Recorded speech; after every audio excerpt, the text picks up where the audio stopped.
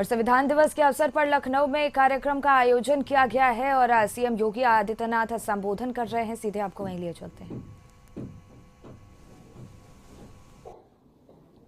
को कोटि कोटि नमन करते हुए विनम्र श्रद्धांजलि अर्पित करता हूं। विशेष रूप से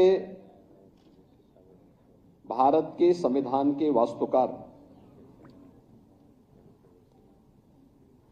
बाबा साहब डॉक्टर भीमराव अंबेडकर जी को, जिन्होंने भारत के संविधान को भारत के अनुरूप बना करके दुनिया के सबसे विस्तृत संविधान के माध्यम से आज ही के दिन 1949 में एक भारत श्रेष्ठ भारत की आधारशिला को पुख्ता कर दिया था। हम सब जानते हैं कि 15 अगस्त 1947 को देश आजाद होता है, लेकिन आजादी के पहले 1946 में भारत के स्वाधीनता संग्राम सेनानियों की मांग के अनुरूप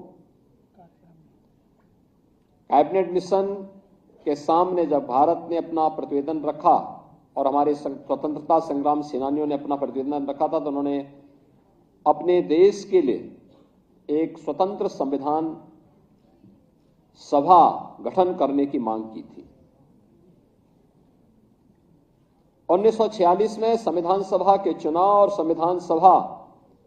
के गठन के बाद पहली बैठक 9 दिसंबर को होती है और 11 दिसंबर 1946 को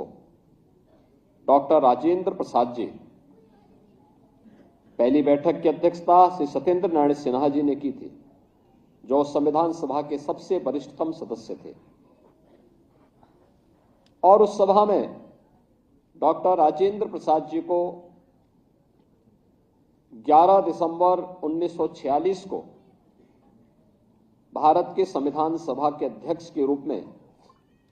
उनका चयन होता है और फिर इसके बाद एक कार्यक्रम आगे बढ़ते हैं। फिर संविधान की जो 13 समितियां बनी थी, उनमें जो महत्वपूर्ण समिति थी ड्राफ्टिंग कमेटी, जिन्हें संविधान के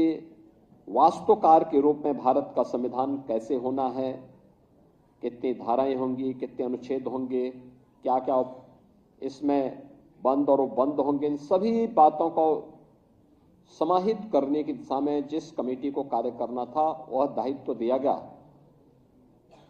भारत माता के महान सपूत भारत रत्न डॉक्टर भीमराव अंबेडकर जी को, जिसे उन्होंने बखूबी निभाया। अनेक सत्र इस दौरान संविधान सभा के हुए और भारत के संविधान के अलग अलग सत्रों के माध्यम से अलग अलग मुद्दों पर अलग अलग भारत की जनता के अनुरूप न्याय, समता और बंधुता के लक्ष्य को प्राप्त करने के लिए क्या कुछ हो सकता है, इसके लिए अनेक सत्रों के माध्यम से जो निचोड़ आया। कभी आप देखेंगे 10 वॉल्यूम में भारत के संविधान सभा में हुई विभिन्न बहसों पर कितनी सार्थक बहस है।